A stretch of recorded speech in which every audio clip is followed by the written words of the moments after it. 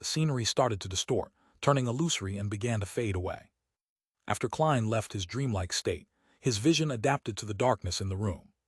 He knew that with £1 and 10 solely, which was 30 solely a week, Benson didn't have an easy time supporting the family according to the standards of an average family.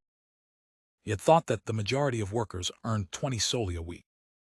He had once heard Melissa remark that Lower Street of Iron Cross Street had 5, 7, or even 10 families squeezing into the same room. He also learned from Benson that, as a result of the situation in the southern continent, the kingdom's economy was in a recession for the past few months.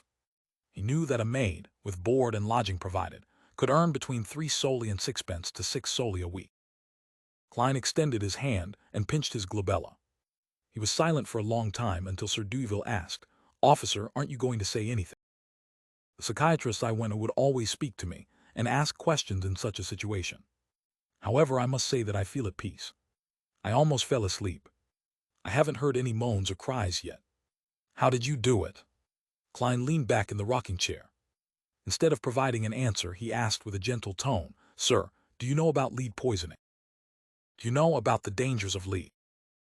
Duville fell silent for a few seconds. "I did not know about it in the past, but I do now." "Are you telling me that my psychological illness stems from my guilt? My guilt toward the female lead and porcelain factory worker?" Without waiting for Klein to answer, he continued just like he always had, in his position of power during a negotiation. "Yes, I did feel guilty about this in the past, but I did compensate. At my lead and porcelain factories, the workers do not earn less than other workers in the same industry.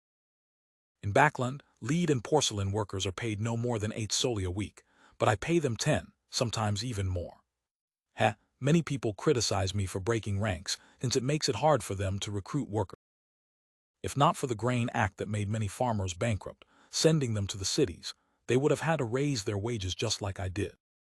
Furthermore, I've also informed the supervisor of the factories to make sure that those with repeated headaches and blurry vision are to leave the areas where they are exposed to lead. If their illness is really severe, then they can even ask for help at my charity foundation. Do you think I have done enough?" Klein spoke without a ripple of emotion in his voice. "Sir, at times, you cannot imagine how important a salary is to a poor person. Simply losing work for a week or two can result in an irreversible loss to their family, a loss that would cause tremendous grief." He paused before saying, "I am curious, why wouldn't a kind person like you install equipment that can protect against dust and lead poisoning in your factory?" Duville looked at the ceiling and laughed ruefully. "That would make my costs too high for me to bear. I would no longer be able to compete with other lead and porcelain companies. I no longer pay too much attention to my profits in these areas of my business. In fact, I am even willing to fork out some money. But what's the point of keeping the business if I have to keep doing that? That can only help a number of workers and not become a standard in the industry or affect change on other factories. That would merely result in me forking out money to support the workers. I heard that some factories even secretly hire slaves to minimize cost." Klein crossed his hands and said after a moment of silence, "Sir, the root of your psychological illness comes from the buildup of guilt, despite you believing that the guilt has faded and disappeared over time. It wouldn't have any visible effects under normal circumstances, but there was something that triggered you and set off all the problems at once." "Something that triggered me? I'm not aware of such a thing," Duville said, puzzled, but with conviction. Klein allowed the chair to rock gently as he explained with a gentle tone, "You did fall asleep for a few minutes just now, and you told me something." "Hypnosis?" Duville made a guess, as he usually did.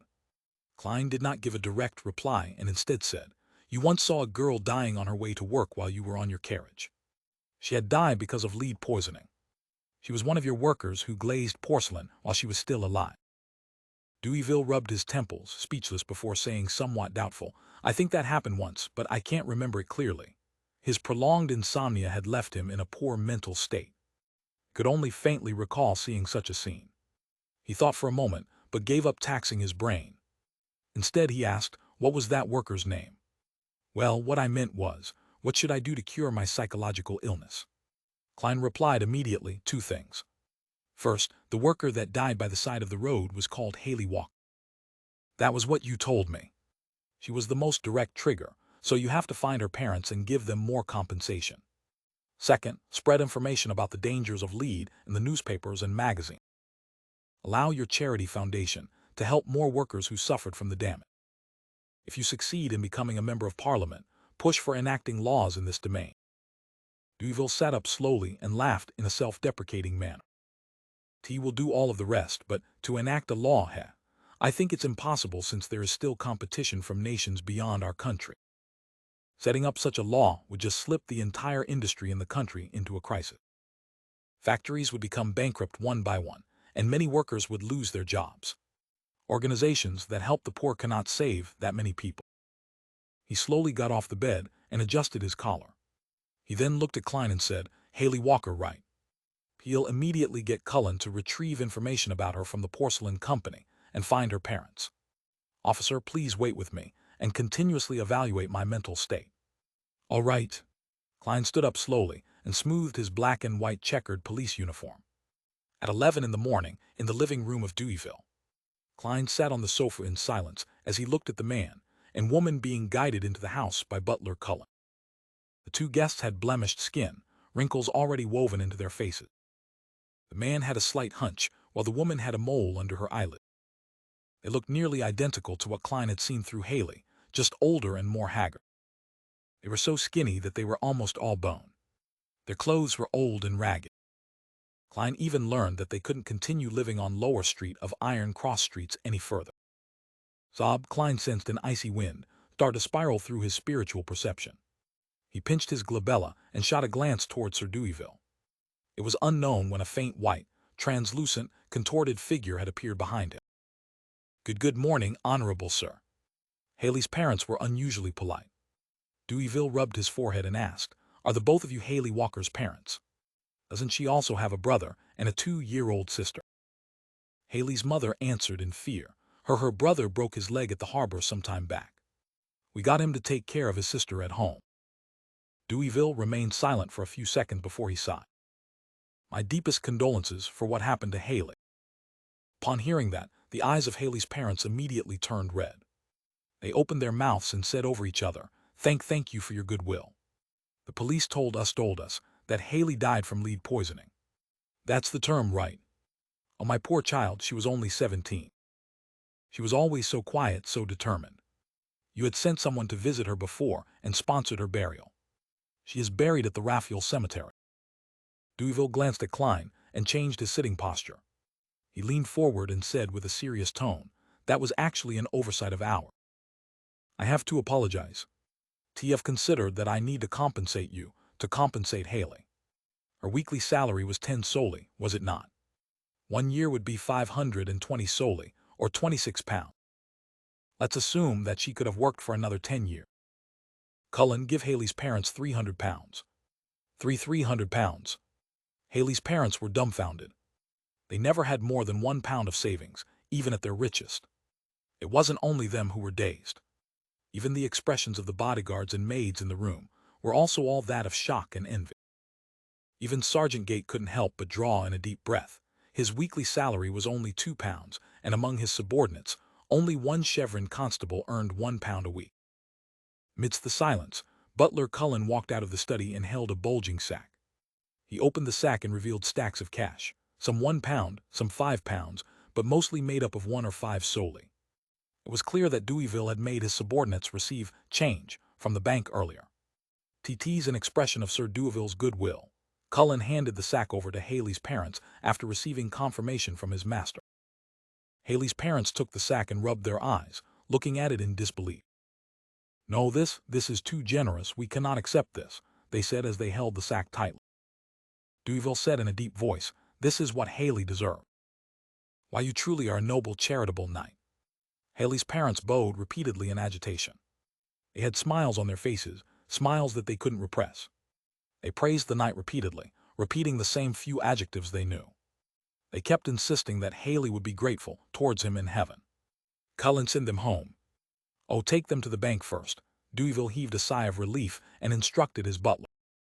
Haley's parents hugged the sack tightly and walked toward the door quickly without stopping.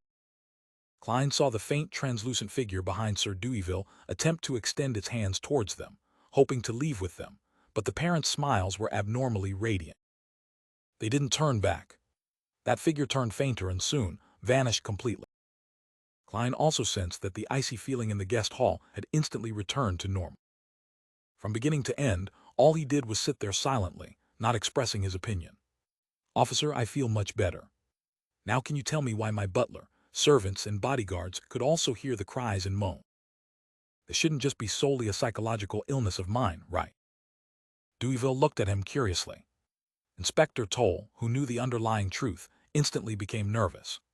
Klein replied without much expression, "In psychology, we call this phenomenon mass hysteria."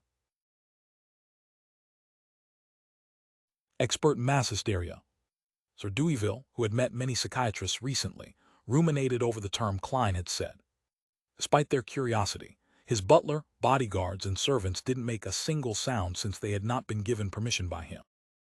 As for Sergeant Gate, he looked towards Klein doubtfully, as if he had never heard of that concept. Klein controlled his habit of tapping the armrest with his fingertips and calmly explained, "Humans can be fooled easily by their sensory organs. Mass hysteria is a kind of psychogenic illness that is a result of tense nerves and other factors amongst a group of individuals as they influence each other." The jargon he spewed out confused Sir Deweyville, Sergeant Gate, and the rest, causing them to subconsciously opt to believe him. Let me give a simple example of this. This was one of the cases that I previously dealt with. One man held a dinner banquet and invited 35 guests. Midway, he suddenly felt disgusted and puked. After that, he even had severe diarrhea. After a couple times, he began to believe that he had gotten food poisoning. He shared his speculation with the other guests on the way to the hospital. In the next 2 hours, there were more than 30 guests that had diarrhea amongst the 35 guests, with 26 of them experiencing nausea. They flooded the entire emergency room of the hospital. The doctors went through a detailed examination and performed cross-checks, and they concluded that the very first man didn't have food poisoning at all. Instead, it was a result of stomach inflammation caused by the change of weather and cold liquor. The most surprising fact was that none of the guests who went to the hospital had food poisoning. In fact, not a single one of them was sick. That is mass hysteria. Deweyville nodded slightly and marveled, "I understand now. Humans do lie to themselves easily. It's no wonder that Emperor Roselle once said that a lie would become reality once it was repeated 100 times. Officer, how may I address you? You are the most professional psychiatrist I have ever met." "Inspector Morty." Klein pointed at his epaulette and said, "Sir, your troubles have been resolved temporarily for now. You can try to sleep now while I determine if there are any other problems. If you are able to sleep well, please allow us to bid farewell ahead of time instead of waiting for you to wake up." "All right." Deweyville massaged his forehead, took his cane, and walked upstairs to his bedroom. Half an hour later, a police carriage left the fountain at the door of Deweyville's residence. When Sergeant Gate got off on the way and returned to his police station, Inspector Toll looked towards Klein. He complimented in jest, "Even I believed that you were a real psychological expert." Before he finished his sentence, he saw the young man in a black and white checkered uniform looking expressionless. His eyes were deep and serene as he forced a smirk on his face and said, "I only had some experience with it in the past." Inspector Toll fell silent until the carriage arrived outside 36 Zoudeland Street. "Thank you for your assistance, allowing Sir Deweyville to be finally free from his problems and be able to find sleep again." He extended his hand and shook Klein's hand.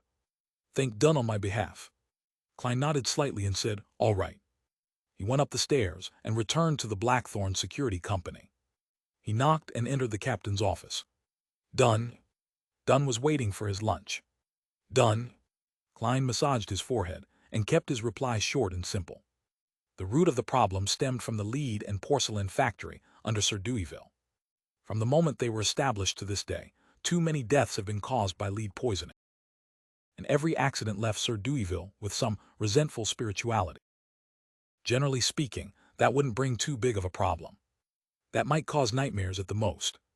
Dunn had experienced similar cases with his plethora of experience. Klein nodded slightly and said, "Yes, that's usually the case." But unfortunately, Sir Deweyville encountered a female worker who died of lead poisoning on the streets. She collapsed by the side of the street and happened to catch a glimpse of the Deweyville's family emblem. She also harbored intense indignation, worry, and desire. It was only when Sir Deweyville gave her parents, brother, and sister a compensation of £300 did her emotions dissipate. This is a societal problem. It isn't rare in the age of steam and machinery. Dunn took out his smoking pipe, smelled the tobacco, and sighed.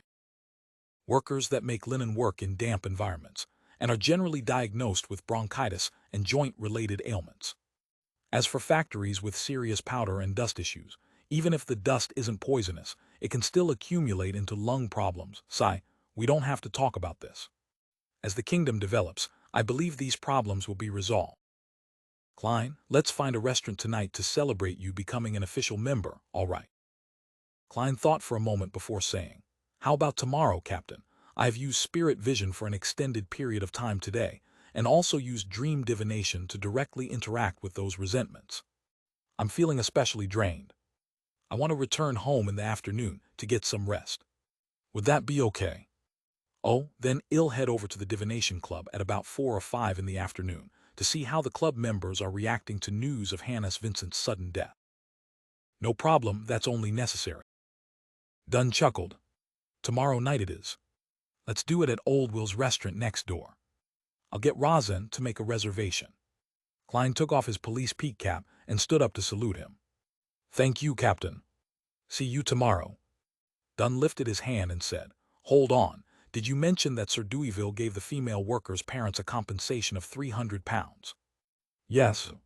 Klein nodded and immediately understood the reason why the captain had mentioned. You are worried that they will get into trouble because of their wealth. Dunn sighed. I've seen many similar situations in the past. Pass me their address. I'll ask Kenley to arrange for them to leave Tingen for another city to start life anew. All right, Klein replied in a deep voice. With all of that done, he left Dunn's office and entered the break room diagonally opposite. He changed into his original suit and left the police uniform in his locker. Klein took the public carriage back to Daffodil Street in silence. He took off his coat and top hat. He then heated up the leftovers from last night and ate them with the last piece of wheat bread to fill his stomach. Then he went to the second floor, hung his clothes, and slumped into bed. When he woke up, the pocket watch showed that it was already 2:10 in the afternoon. The sun was hanging high up in the sky, and the sunlight shone through the cloud. Underneath the golden splendor, Klein stood next to his desk and looked out the oriel window. He watched the pedestrians in old ragged clothing as they entered or left Iron Cross Street. He let out a breath slowly, finally overcoming his low spirits. Every journey had to be taken one step at a time. Likewise, his sequence needed to be advanced one level at a time. Everything worked like that. He shook his head and sat down. He started concluding and reorganizing his encounter over the last week, so as to reinforce the important points in his mind to prevent himself from forgetting them. 5 minutes before 3 in the afternoon. Above a blurry, boundless grayish-white, silent gray fog stood a lofty palace. An ancient mottled bronze table sat there quietly. On the seat of honor at the long table sat a man already engulfed by the thick gray fog. Klein leaned against the back of the chair and contemplated. He suddenly extended his hand and tapped on the crimson stars that represented justice and the hanged man. Backland Empress Burrow. Audrey lifted her dress as she quickly walked towards her bedroom. Suddenly, she felt something and looked sideways at the shadow sitting on the balcony. As expected, she saw her golden retriever, Susie, who was sitting there in silence, observing her as always. Audrey sighed and drew a crimson moon on her chest. She then got closer and looked down at her golden retriever from a commanding position. Susie, that's not right. This is peeping. Spectator has to observe in an open manner. The golden retriever lifted its head to look at its owner and shook its tail. After nagging her dog, Audrey didn't delay any further and continued walking towards her bedroom again. In the few seconds of opening and closing the door, she suddenly had a weird idea. To wonder if Mr. Fool would allow Susie to enter that mysterious space. Then there would be 4 members in the tarot gathering, and all of them would be Bayunders. No way, Susie can't talk. If they were to let her express her opinion and share her thoughts, what would she do? Woof, woof, woof. Howl, howl. Yua, why am I mimicking a dog's bark here? Just imagining such a scene feels really strange. A mysterious and solemn gathering with the sudden barking of a dog. Mr. Fool would definitely kick us out of the tarot gathering directly. Audrey locked the door and sat by the side of her bed. She took out a piece of old yellowish-brown paper from underneath her pillow. She read it repeatedly and entered her spectator state. In a particular area of the Sanya Sea, an old sailboat which was in pursuit of the listener had already left the Rorsted archipelago. Seafarer Alger Wilson was worried that the wall clock's machinery would malfunction, so he entered the captain's cabin about half an hour earlier in case he had misjudged the time, which would cause his subordinates to see him getting pulled into the taro gathering. In front of him was a glass of nearly transparent liquor. The rich aroma swirled strand after strand into his nostrils. Alger trembled once again when he thought of the impending gathering, the boundless fog that presented itself in front of him in the hotel's corridor, and the mysterious fool who sat in the middle of the gray fog. He lifted his glass and took a gulp, using the burning sensation in his throat to ease the emotions that had stirred within him. Very soon he restored his calm. He was as calm and stoic as he always was. Above the gray fog, gigantic stone columns held up a majestic divine hall. Two dark red blobs extended out into faint human figures by the side of the ancient mottled bronze table. "Good afternoon, Mr. Fool." Augmented with a blurry effect, Audrey greeted him with a bow and smile. "It is unfortunate that there is no wine here, otherwise we could have a toast to your successful trial." She was referring to the ritualistic magic. "You are more powerful than we imagined," Alger Wilson praised as well. Klein was surrounded by the thick fog as usual. He pressed down with his right arm and spoke with his normal tone, replying as though it was natural. "Great, this means that we are on the path of excellence. If you have any matters to tend to that leave you unable to attend the gathering on Mondays, conduct the ritual and inform me. All you have to do is change the line in the incantation. I pray for a good dream with the reason." "All right," Audrey quickly agreed. "Mr. Fool, I obtained another page of Emperor Rosel's diary. I believe I still owe you one page. T was away from land this week and haven't found any new pages." Alger placed his right hand near his chest and bowed in apology. "No matter. I expected my request to take a long time." Klein leaned back into his chair and tapped the armrest with his index finger. He looked at Miss Justice and said, "You can express the contents of the diary now." Audrey bowed slightly and said, "As you wish." A pen suddenly appeared before her. She recalled the symbols that she had memorized and tried her best to transcribe them. In seconds, she saw that the goatskin was already filled with content. The strange symbols neatly covered the entire page. After checking the contents, she put down the fountain pen and said, "TT's done." Klein raised his hand, and the goatskin parchment appeared in his palm. Shifting his gaze down, he started reading without emotion. July 9th. I suddenly thought of an interesting question. Since the sequence pathways are also called the blessings of the divinities or pathways of the divinities, then why would the stone slate that records the completed 22 sequence pathways be called the blasphemy slate? Blasphemy, what an interesting term. Just who is the one blasphemed? And who created the blasphemy slate? How could that person hold all of the sequence pathway? Just what other information was on the stone? I really want to see it. July 12th. I've realized another fact today. The sealed artifacts are an important component of a church's overall strength, even though some of the sealed items are very, very dangerous. Among the 7 churches, the god of craftsmanship wields the least number of sealed artifacts, which are also relatively less dangerous. Did I join an organization without a future? No, I should think of it this way. Only a blank piece of paper can produce a good painting. A weak organization is the best place for me to display my ability. July 14th. I saw that mysterious Mr. Zaratol again.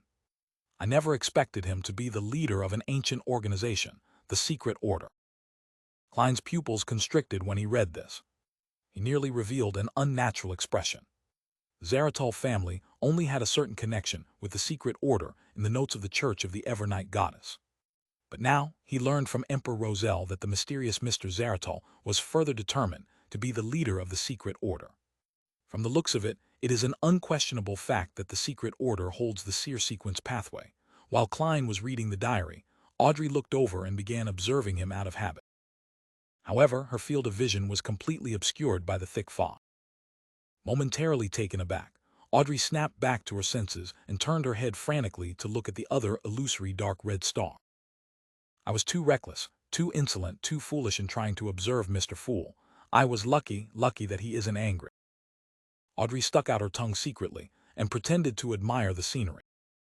She was just short of humming a lively tune. Alger sat silently, his gaze never leaving the long bronze table. He knew his place, as if he was in the presence of a true god.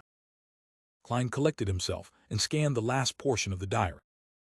After learning that I had become a savant, Mr. Zaratol mentioned that I had chosen a difficult, yet relatively safe path. I asked him why that was the case, but all he did was smile before telling me that the sequence pathway contained secrets beyond my imagination. I couldn't help but ask him which sequence pathway he selected. He told me that his sequence 9 was seer. T intentionally mocked him and asked if every seer only disclosed half-truths, never explaining things more clearly. Furthermore, he was clearly a powerful high-sequence Bayon. There was no need for him to continue acting as a seer. Mr. Zaratol told me that it was a habit he adopted from back when he was a seer, and that this was a method that could pique my curiosity and make me cooperate with it. He hoped that I could help him steal a dangerous sealed item from the Church of the God of Craftsmanship, a relic of the Antigonus family. Clearly, this must wait until I become a core member of the Church of the God of Craftsmanship. I asked Mr. Zaratol how long it would take to digest the potion if I used the acting method, and what standards I should use to determine if I had digested it completely. He told me that for the lower sequences, it would only take half a year to digest the potion as long as one strictly used the acting method. In fact, in the fastest case, it might only take a month. And standard measure for progress was simple. Every Beyonder would sense it immediately once the potion was completely digested. It is what it is. T asked him for more details, but he merely smiled at me. To hell with his smiles. I'll beat up every seer I see when I become a high-sequence Beyonder. Rest in peace, Emperor. Klein read the diary several times before looking at Justice and the hanged man again. Sorry for the wait. TT is our honor. Audrey was still shocked, forgetting that she was a spectator. She looked at the hanged man and organized her words. Where can I find the psychology alchemist? Psychology alchemists. Klein suddenly recalled the man buying supplementary ingredients for the spectator potion at the Tingen underground market. Perhaps he was a member of the psychology alchemist. Just as Klein was considering how to get closer to that man, the hanged man, Alger Wilson, shook his head and said, Miss Justice, firstly, I don't have a clue. Secondly, I don't think there's any rush in seeking out the psychology alchemist.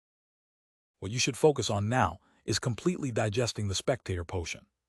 Audrey glanced at the fool and noticed that he didn't have any intention of adding to the conversation. She nodded in disappointment and said, All I want is to have plenty of time to prepare so that I can approach them more naturally. All right, then when can I digest the spectator potion and stop acting? Is there a standard that indicates when I can? I'm almost at the point where I no longer feel frustrated, nor do I hear the constant murmuring anymore. Alger looked at the fool in the fog, but saw that he didn't have any intention of speaking. He then deliberated before saying, If you don't use the acting method, the typical rule of thumb is to wait 3 years and confirm that you no longer feel restless or receive any auditory or visual illusion. There is one simple test to determine when you can. That method is to exhaust your body to its limit. If you still don't hear any maniacal murmurings or see any strange things at that point, that would mean that you're ready to advance. With regards to the acting method, I have also just come into contact with it. It feels good, so I don't think it'll take 3 years. That wasn't useful at all, 3 years. That's too long, Audrey criticized inwardly. She had just thought about this when she heard an armrest being tapped.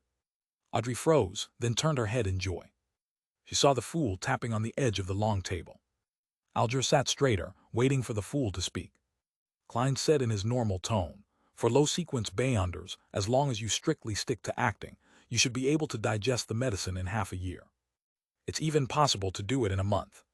He looked at Justice and added, As for the signs of digestion, you'll know it when it comes. It doesn't need to be taught. 1 month, great. Thank you, Mr. Fool, Audrey exclaimed while brimming with joy.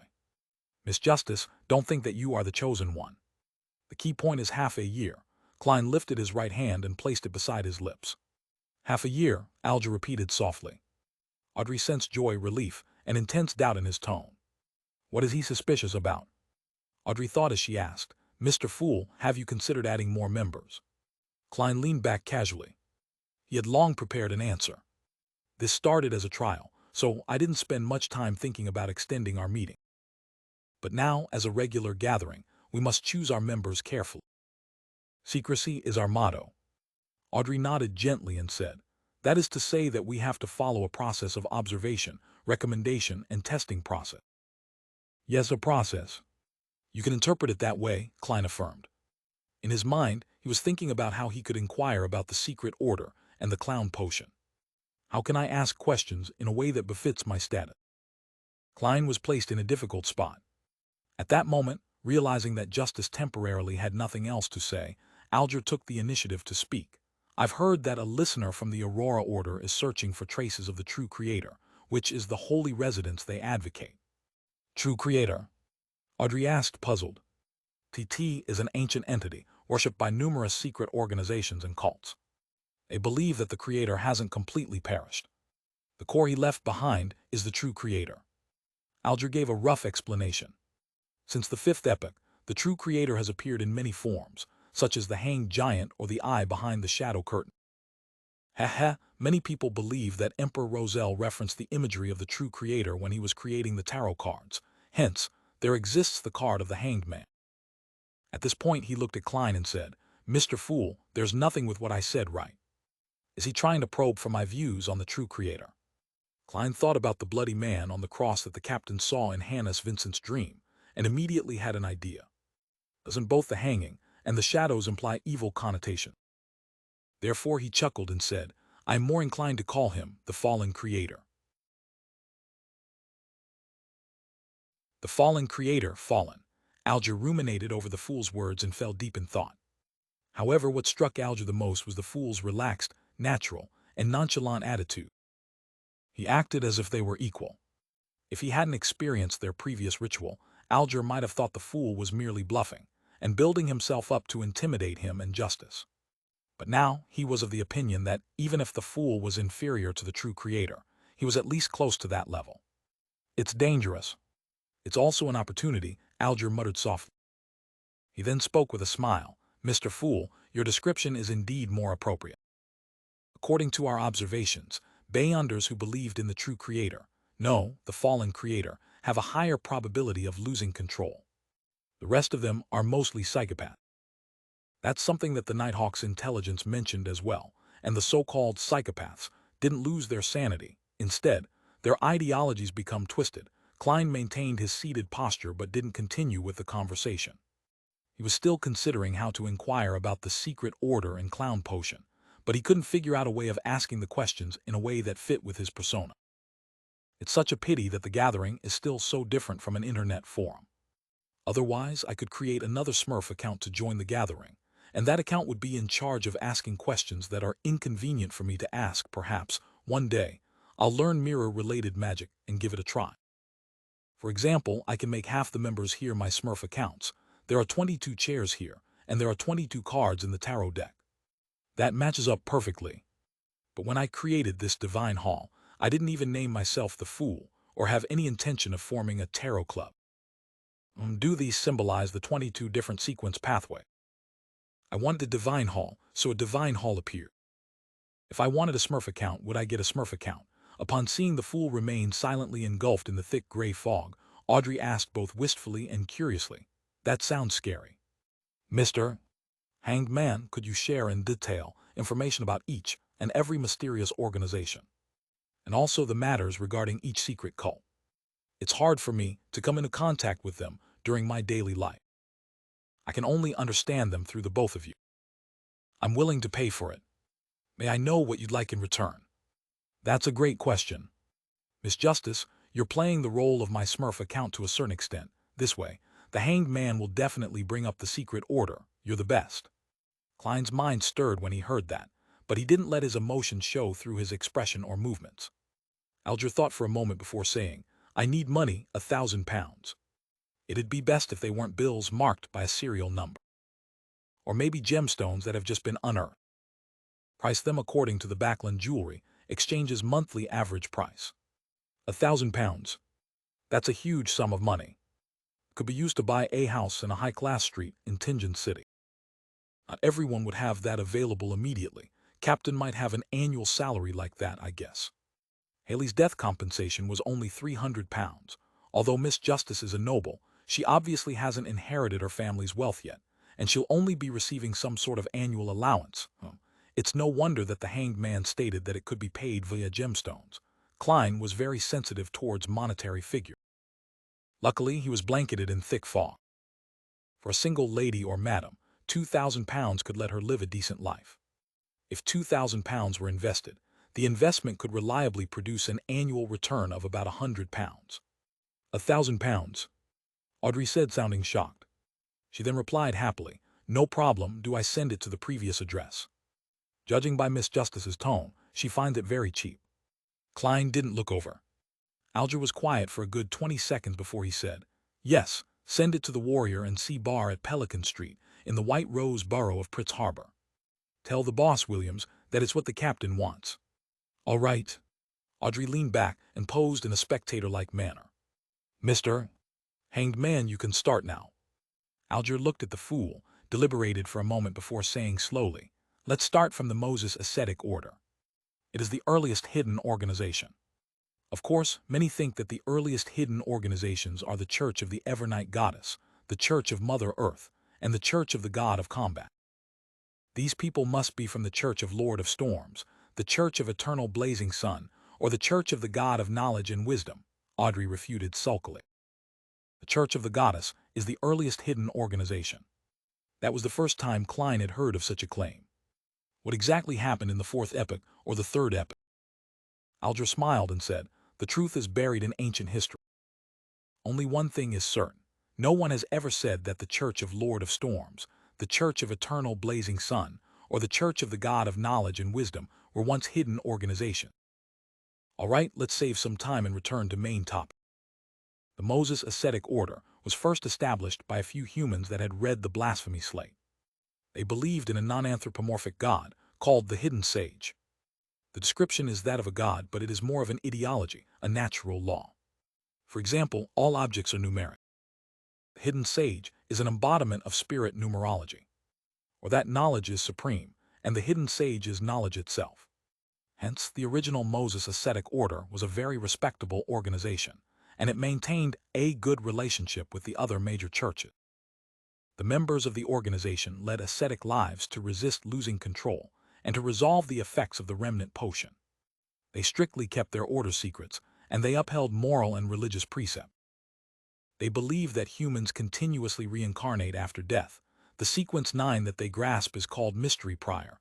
The word warlock was also spread from that organization. Audrey listened to the hanged man's description carefully and asked sharply, "You said that the Moses Ascetic Order used to be a respectable organization. Are they not one anymore?" Alger nodded his head indiscernibly.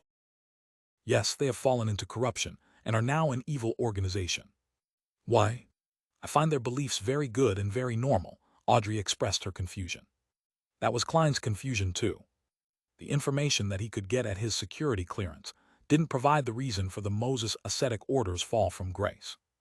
Alger looked at the unfathomable fool and tersely agreed. "I'm not sure of the real reason. It might be because it has been buried by history. However, I have heard one terrifying explanation.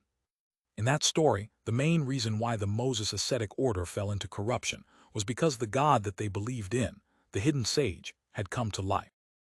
He became the personification of an evil god. Came to life. This how?" Audrey found it unimaginable as she replied with an incredulous tone. Without realizing it, she had exited from her spectator state. It's like a horror story, but the ghost is even a god. Klein's heart stirred with a surge of emotions as well. Sorry, no one knows the answer." Alger had originally wanted to casually say, maybe Mr. Fool would know, but he held back the urge. He had already teetered on the borders of danger once.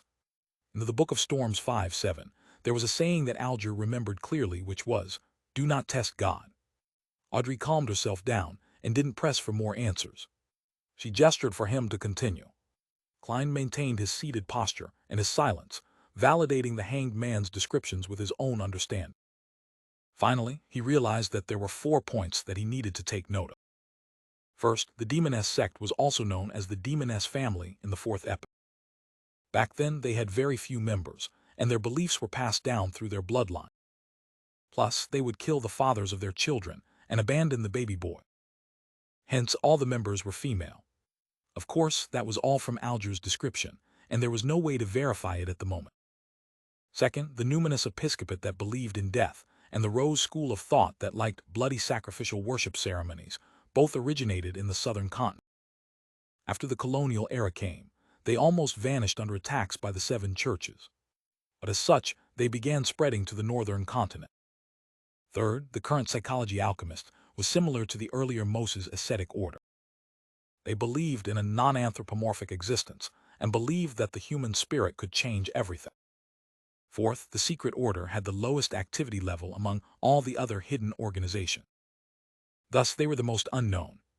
Every time they appeared, they seemed to be after something or looking for something. What are they after or looking for? Klein suddenly recalled the diary which he had read earlier. The leader of the secret order, Zaratul, cooperated with the Roselle. His goal was to get something left behind by the Antigonus family. Their appearance that time was to look for the lost notebook, the Antigonus family notebook. Klein narrowed his eyes slightly and felt that he had apparently found the key reason for the secret order's action. They are after the things that the Antigonus family left behind. Klein suppressed his urge to tap the edge of the table as his thoughts appeared one after another. Oh, they were looking for remnant traces the Antigonus family left behind. Then must I direct my focus onto these areas to obtain the clown potion formula from the secret order. After a further exchange of information, Klein announced the end of the gathering. By your will. Audrey and Alger stood up together. Cutting off the connections, he saw both their figures shatter and disappear. Klein rubbed his glabella and attempted conjuring a Smurf account with his mind. As he thought, a figure appeared at the furthest end of the long bronze table. That figure was wearing a black tuxedo, a silk top hat, and a dull expression. His actions were clumsy and inarticulate. Even though he was engulfed in gray fog, it was obvious that something was wrong with him. That won't do. Klein experimented a few more times before sighing and dismissing the idea of creating a Smurf account. He attempted other things too. He continued to sit above the gray fog in the seat of honor at the long bronze table. He considered what Audrey had said, and he cast his gaze curiously at the illusory crimson star. After a moment of silence, Klein started to pray as a form of feedback instead of establishing contact with those stars. Amidst the tranquility and silence, he didn't receive any feedback from the 10+ crimson stars nearby. In order to receive feedback, I need to pull someone above the gray fog before I can reply. Klein nodded as he thought, feeling somewhat disappointed. He didn't want to violate someone else's will and forcefully pull them into this mysterious space. Klein was just getting ready to leave, but he habitually touched a nearby illusory crimson star. Just then, he suddenly felt that there was a faint and insignificant prayer deep inside the crimson star. A prayer. Klein's mind stirred as he used the same method he used back when he spied on the hanged man. He allowed his spirituality to spread outward and touch the crimson blob. A hazy and contorted image peered within his sight. He could faintly see a blonde teen kneeling on the ground, facing a pure crystal ball. That teenager was dressed in a tight-fitting black outfit, with a style very different from the contemporary styles of the Lone Kingdom. It was more congruent with the traditional clothing of the Fasak Empire and the Intis Republic that Klein had seen from reading magazines. The area surrounding the teenager was dark and had old furniture. From time to time, the room would be illuminated, but Klein couldn't hear the roaring thunder or the pattering of rain. In the image, the teenager had his hands on his forehead, fingers crossed. He bowed forward, continually praying for something. His thick accent buzzed in Klein's ear. Klein listened attentively, but discovered an awkward fact. He couldn't understand what the other party was saying. It was a language that he had never come across in his life. T0 think that I cannot understand a foreign language even though I am the mysterious ruler of this world above the gray fog. Klein gave a self-deprecating laugh. He indignantly tried listening and once again, in a manner more attentive than when he had to do English listening comprehension tests back on Earth. As he was listening to the prayers, he gradually discovered something. Even though he had never learned the language the young man was speaking, he found that it had similarities to ancient Fasak. Father, mother, those are likely the meanings of those two terms, right? It is quite similar to ancient Fasak, but not without its differences. Klein creased his brows and slipped into deep thought. Ancient Fasak was a common language in the fourth epoch. It is also the root language of all the contemporary languages of this era. Furthermore, it is still evolving. I cannot confirm it right now. He listened to it over and over again, eliminating the possibility of the language being a modern language like Lone, Fasak, or Intis. Could it be a dialect of ancient Fasak, like the language used in the Antigonus family's diary? Klein tapped his finger on the edge of the bronze table and nodded indiscernibly. There was another possibility. Ancient Fasak didn't spring into existence out of nothing. It was an evolution of Jotun, the language of the giants. The Fasak Empire in the north has always claimed that its people possesses the bloodline of the giants. Perhaps this is ancient Jotun. At this point, Klein, who lacked knowledge, could only stop. He retracted his spirituality, without looking or listening into that scene. He had no intention of pulling the praying teen up above the fog immediately. He wanted to know what the young man was talking about first. Of course, before that, he had to observe him frequently and conduct basic tests. Phew! Klein exhaled as he leaned back in his chair. He enveloped himself with his spirituality and simulated the feeling of falling.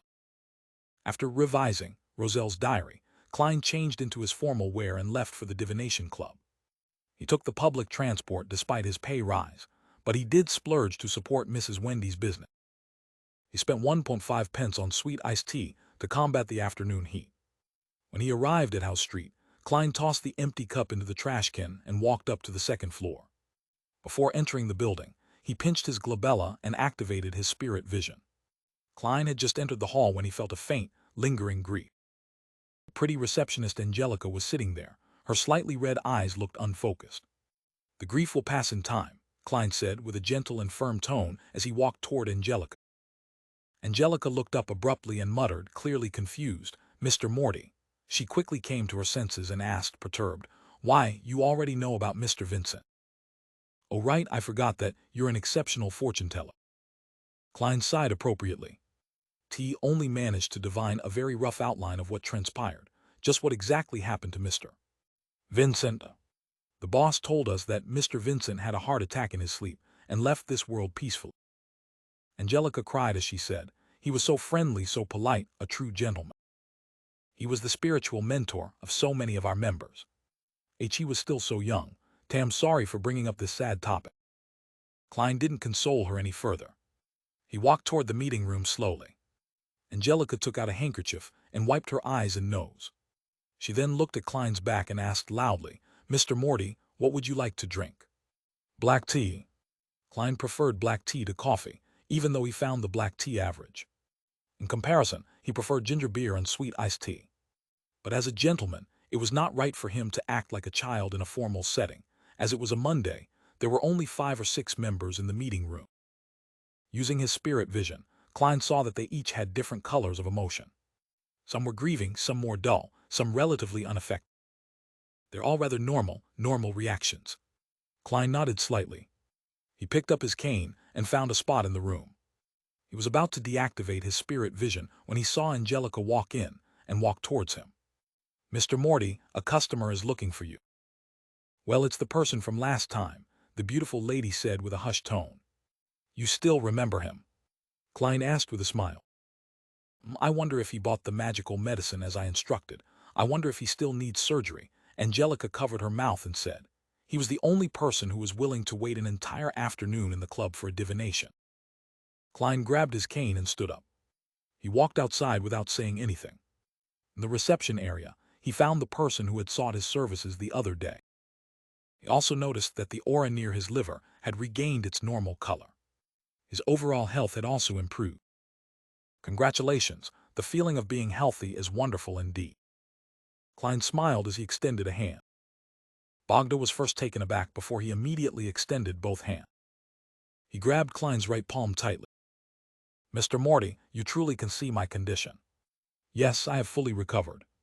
The doctors asked me questions over and over again, ran repeated tests on me, but they cannot believe that I recovered just like that." Upon hearing Bogda's ecstatic description, Klein calmly confirmed one thing: the apothecary at Lawson's folk herb store was definitely a Bayon.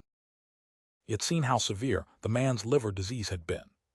Fully healing him in the span of a few days was beyond the capability of herbs and medical ability. The only possible explanation was that of a beyonder. Coupled with the incident with Glacis, there could only be one answer. "T have to repent to God. To think that I would suspect that miraculous doctor." Bogda refused to let go of Klein's hand. He continued on about his shame and gratitude. Those 10 pounds were truly money well spent. "It bought my life back." "What? 10 pounds? You spent 10 pounds on the miraculous medicine. And you only gave me 8 pence for my divination. Just 8 pence, 8 pence. Klein was dazed just hearing about it. At this moment, Bogda released his hands as he took a step back while beaming. He bowed reverently and said, "I am here today to express my gratitude. Thank you, Master Morty. You showed me the way and saved my life. This was the outcome of you paying to have something divine. You need not thank anybody." Klein lifted his head slightly and looked at the divide between the wall and the ceiling. His answer fully expressed the vibes of a charlatan.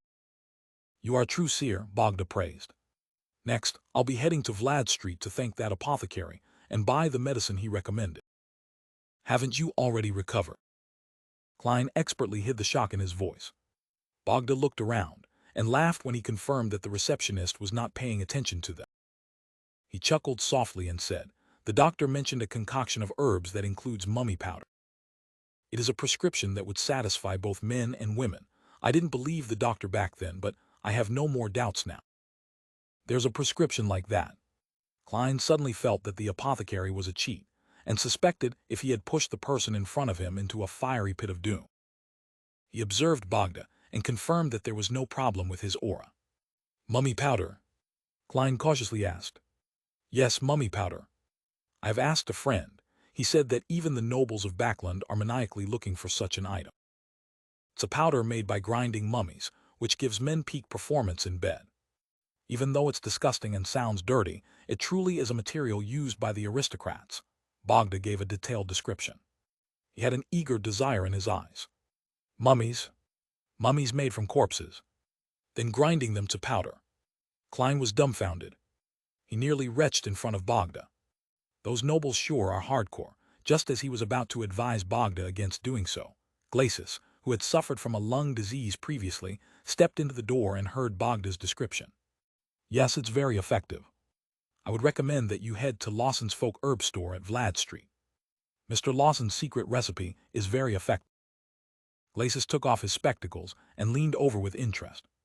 He recommended with a hushed tone, "My experience was very, very perfect. You know of it too. I was just about to head to Mr. Lawson's Folk Herb Store." Bogda's worries vanished completely. After a short conversation, he left the divination club in a hurry. Up until then, Klein was still a little dumbfounded. He waited till 20 past 5 in the afternoon before putting on his hat and picking up his black cane. He took a carriage down to Vlad Street, intending to observe the apothecary named Lawson Darkweed before deciding if he should notify the captain or not. 18 Vlad Street. Klein stood outside the herb store and saw the closed door, as well as a subletting notice. Quite a wary man, he muttered silently. Since this had happened, he no longer had to be troubled or perform any observations. By the afternoon of the next day, Klein had fully recovered from any signs of exhaustion. He walked into the Blackthorn Security Company with steady footsteps. "Good morning, Klein. The weather is so cool and beautiful today. I'm looking forward to tonight's feast." Rosin, who was wearing a light green dress, greeted him with a smile from behind the reception desk. Klein deliberately touched his stomach and said, "Miss Rosin, you shouldn't be talking about that so early in the morning. I'm already sick of today's mission that has yet to arrive. I only hope for the evening to arrive sooner." "Me too." Rosin chuckled. She looked to the left and right, then she beckoned for Klein to come closer. She lowered her voice and said, "I met Madame Dolly earlier." "Spirit medium Madame Dolly?" Klein asked in surprise. The most famous spirit medium from Alwa County had been living at Enmat Harbor all this time, and it wasn't a short distance from Tingen. "Yes." Rosin gave a firm nod and said, "But she has already left." "Ah, she's my ideal beyonder. If I were to become a spirit medium, I would leave Tingen and travel all around the world by myself. To Intis, to Fasak, to Fainapotter, to the southern continent, to the vast prairies, primitive forests, and snow-covered plains." "Lady, be aware of the Nighthawk's rules." Klein shook his head in amusement. Even Madame Dolly has to apply and obtain permission to leave Enmet Harbor. T know that, but you can't just remind me about it now and shatter my dreams. Rosin said peeved. The truth is, I would never become a Beyonder. It's too dangerous. I know when I'll die from sudden gunfire. From what I've seen, Beyonders are basically people who turn themselves into monsters to fight against monsters. Archbishop Channy said that we are guardians, but also a bunch of miserable wretches that are constantly fighting against threats and madness, Klein replied, sighing. The quote had left a deep impression on him. Fight against the abyss, we have to endure the corruption of the abyss. The two of them fell silent in unison. Rosin was the first to break the silence as she pursed her lips towards the partition and said, Captain wanted you to meet him when you arrive. All right. With his hat and cane in hand, Klein passed through the partition and entered Dunn's office after knocking on the door. A middle-aged gentleman with deep and serene gray eyes and a high hairline put down his coffee cup and said with a smile, Dolly was here. Can't say that I'm surprised. Rosin had just informed me, Klein replied with a smile. Dunn didn't mind his humor but sighed. Dolly was just transferred to the Backland Diocese, which is the world's busiest and most crowded city. They have the highest population of Beyonders and the most opportunities. She has a higher chance of becoming an archbishop or a senior deacon than me. Why? Klein asked curiously as he took a seat. Dunn thought for nearly 20 seconds before answering. She has a unique talent in mastering and exploiting sequence potions. I've mentioned the internal rule of the Nighthawks before. If you want to consume the next potion in the sequence, you'll have to wait 3 years and go through a strict examination to prevent any loss of control. But typically, 3 years is far from sufficient. I spent 3 years going from a sleepless to a midnight poet. It took me 9 years to go from a midnight poet to nightmare, a full 9 years. And to go from nightmare to sequence 6, I've already spent 3 years. I have no idea how many more years I need. When our bodies age and our energy starts to decline, even if we overcome the latent dangers, we shouldn't attempt advancing anymore. This is because the risk of losing control at that point is so high that no one is willing to risk it. As for Dolly and I, we are different from most Beyonders. After she became a corpse collector, she handed in a special application after only a year. She hoped to consume the follow-up potion immediately. What surprised everyone was that she actually passed through the stricter examination and obtained the Gravedigger potion. TT only took her 1 more year to go from Gravedigger to Spirit Medium. This year will be her 5th year as a Beyonder. She is only 24 this year, young enough to have many opportunities ahead of her. On the surface, she's the most famous spirit medium in Alwa County, but she truly is an actual spirit medium. Isn't that acting? Old Neil had apparently mentioned that Madame Dolly had similar tendencies. Klein felt that he had grasped the key reason for Madame Dolly's quick ascension through the ranks. Captain, you're young enough as well. You're only in your 30s, Klein comforted Dunn, but added in his heart, it's just that your memory isn't that great. Dunn drank a sip of his coffee. He shook his head and smiled bitterly. Why didn't you ask Madame Dolly about her method of mastering and exploiting sequence potion? Klein purposely asked. Dunn put down his coffee cup and massaged his temples as he spoke. She told me to become a true nightmare. I don't know what that means. Play the role of a nightmare. Man, a nightmare sounds sinister. Klein creased his eyebrows and temporarily fell silent. Then Dunn took out his smoking pipe and sniffed at it. Dolly and I discussed the possibility of Seer's follow-up potion being Clown. Assuming that the member of the Seers didn't lie to you, she brought up an interesting hypothesis. What hypothesis? Klein asked hurriedly, his eyes turning bright. He had once used a divination method to determine if Clown was the follow-up potion of Seer. The answer he received had been vague, but it seemed close to being a confirmation. Dunn's deep and serene gray eyes swept his gaze at him while he said in thought, a normal sequence pathway proceeds in a stepped manner. They advance according to a particular similarity. For instance, Sleepless, Midnight Poet, and Nightmare are all obviously related to the darkness of the night, as well as the peaceful sleep and tranquility that is generated from sleep. It can be imagined that every subsequent sequence would have identical traits, only with more power and a wider scope. They might be linked to secrets, disaster, horror, the crimson moon, etc. Certain sequence pathways appear unrelated, but when we analyze them in detail, we can still find similarities such as assassin and instigator. Their implied similarity is to bring people calamities, pain, sorrow, and despair. Hence, the follow-up sequences should abide by this pattern. Klein paid close attention and asked proactively, but seer and clown doesn't have such a connection. Yeah. Dunn nodded and said, Dolly believes that there might be sequence pathways that share another kind of relationship. After all, there's a lot we do not know. He paused for a moment before saying, Dolly said that, in this sort of pathway, the low to mid-sequence potions would respectively provide the Beyonder an ability that seems brand new and unrelated to the others. When the Beyonder reaches a point of qualitative change, these abilities will mix into an abnormally powerful job that includes them all. In other words, the pathway doesn't advance step by step, but instead it's a relationship of dissection and combination. Klein listened intently, but he felt lost. Dunn lifted his right hand and said, A normal sequence pathway advances a bit at a time, just like a child growing up. A growing child becomes taller, stronger, heavier, and more mature from a young age. While special sequence pathways are more like. Having said this, Dunn lifted up his thumb. This is sequence 9. Then he lifted up his index finger. This is sequence 8. Then he gradually lifted up the rest of his finger. Each and every finger is independent and doesn't seem to be related to the others. But in the end, when he said the word end, Dunn clenched his fingers into a tight fist. Understand now. Klein was suddenly enlightened. He agreed with Lady Dolly's guess and the captain's metaphor. Maybe that's how it is. He nodded in deep thought. Sequence 8 Clown and Sequence 9 Seer are completely different and have brand new ability. And according to the description from the Nighthawk's intelligence, the corresponding Sequence 7 and Sequence 8 Clown don't share any similarities either. Klein fell silent for a while before curiously pressing on.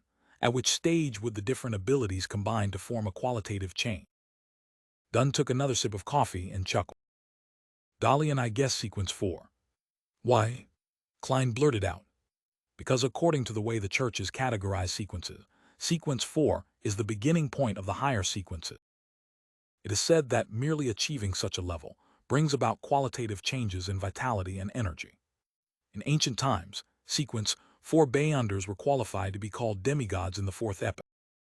It's a pity that such Beyonders are very rare in this era, Dunn said wistfully.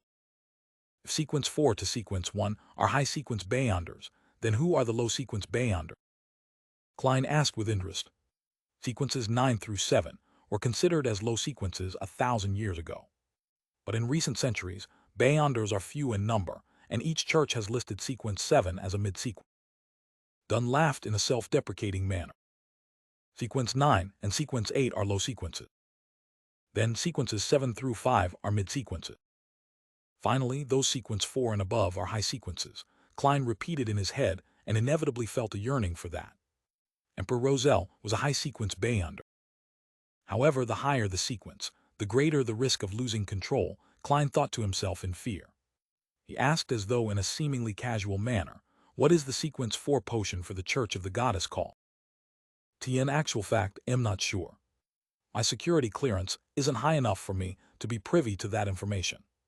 I'll be able to read them when I become a diocese bishop or Nighthawk's deacon. Dunn shook his head and smiled. In fact, at least half of the church's 13 archbishops and 9 senior deacons at the top of the church's hierarchy are below Sequence 4. Oh, that's just me being optimistic. The archbishop in C. Zangwill, who became wanted, lost control when he tried to advance to Sequence 4. The one who stole sealed artifact 008. His potion was apparently called Gatekeeper, Klein thought and probed. Is Sleepless Sequence 5 Gatekeeper? No, that's in Spirit Medium's pathway. You'll be allowed to access that information when you reach Sequence 7 and become a bishop or a captain of a Nighthawk's team. Gatekeeper is Sequence 5 of the Spirit Medium pathway. Does it mean that it's keeping watch over the gates to hell? Or keeping watch over the gates to the spirit world? Klein guessed. All right, go to Old Neil and continue with your studies. Dunn smiled and said, don't forget about dinner tonight at Old Will's restaurant. Reservations have been made. I'll introduce you to the rest of the Nighthawks officially. All right, I've already prepared the money. Klein forced a smile. No, there's no need. Have you forgotten that we have additional bonuses? The part about you completing an assigned mission. Dunn waved. Klein was momentarily taken aback before replying with a beaming smile. All right, Captain.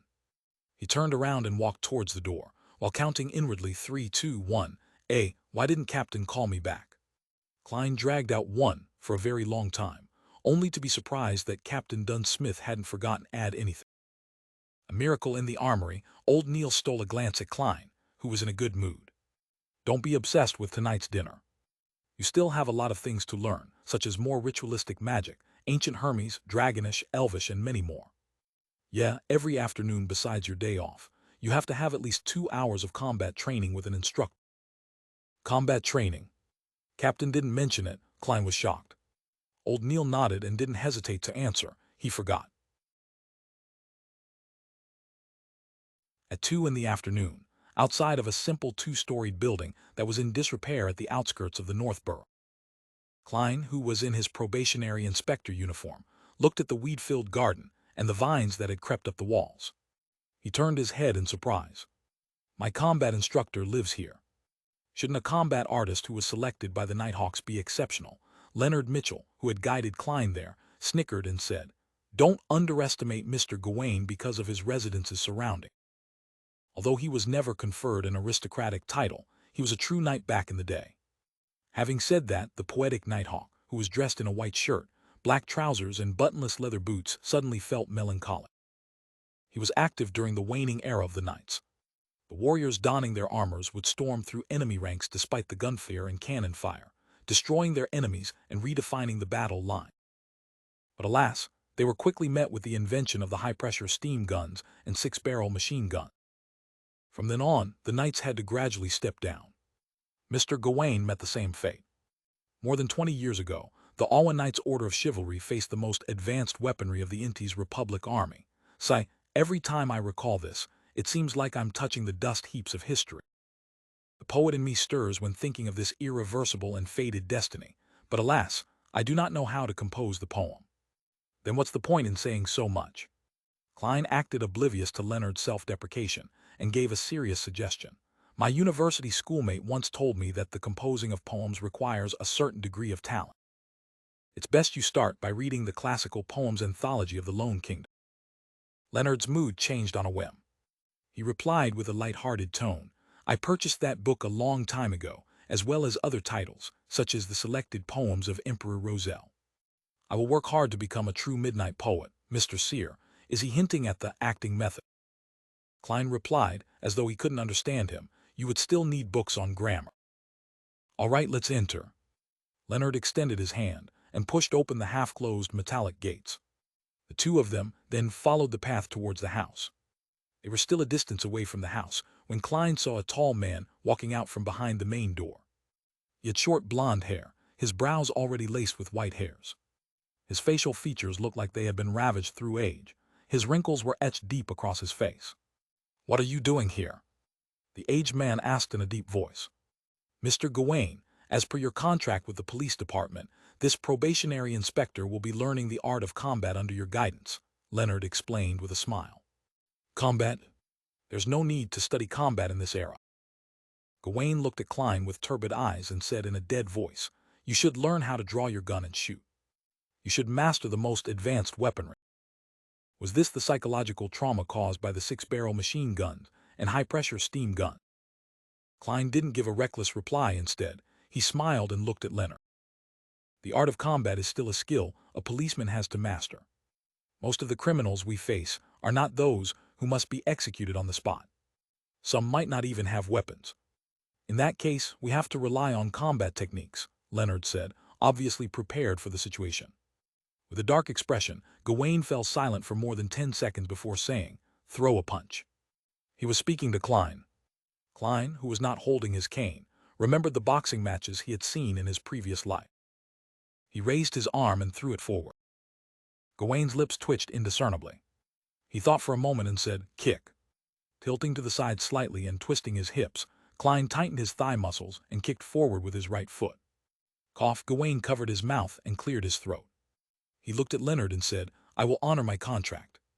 But based on his foundation, he needs to come here 4 times a week, 3 hours each time for the first month. You're the combat expert. It's up to you."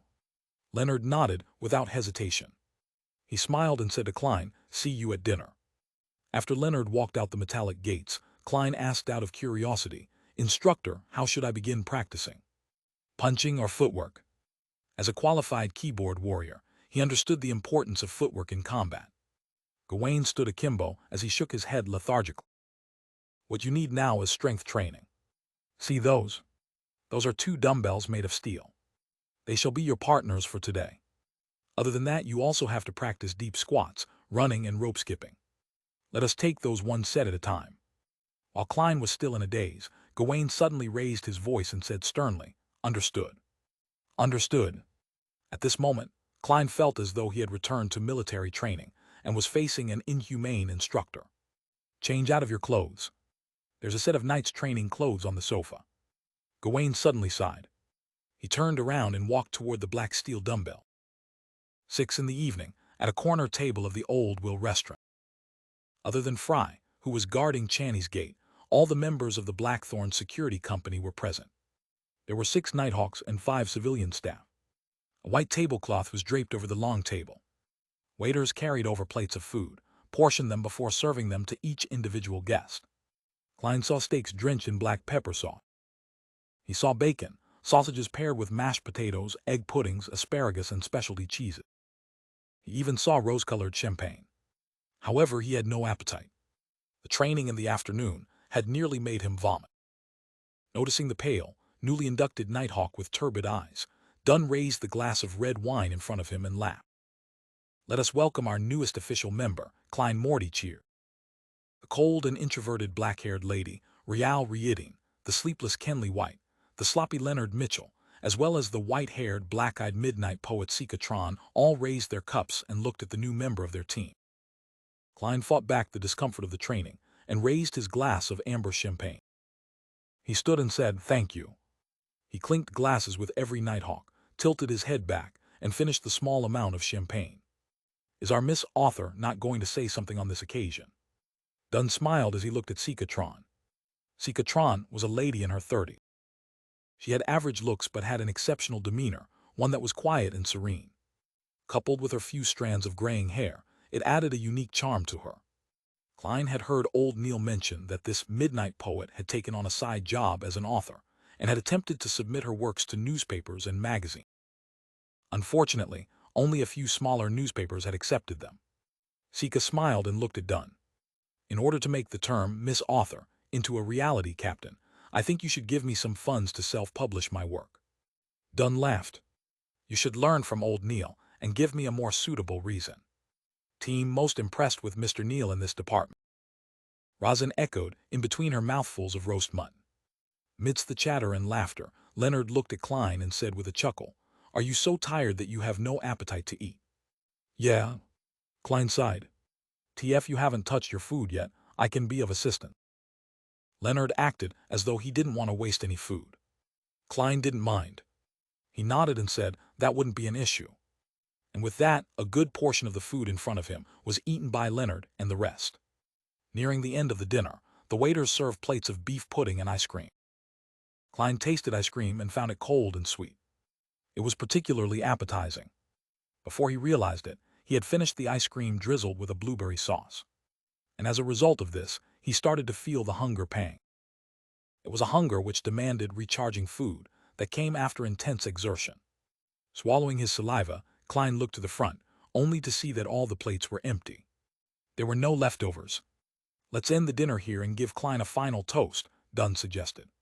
Before finishing his sentence, Klein asked, "Captain, may I order another plate of food?" The group fell silent after hearing such a request, only to break out into chuckles moments later. "Haha, you finally recovered." "No problem, order 2 plates if you want to."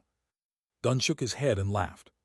While patiently waiting an unbearable amount of time, Klein heard his stomach growling. Finally, a freshly prepared black pepper steak was served before him. His fork and knife danced as Klein finished the medium-done steak in 90 seconds, tears nearly falling from his eye. The meat juices and the fragrance of the sauce lingered in his mouth. Some time later, Klein let out a satisfied sigh as he looked at his empty plate.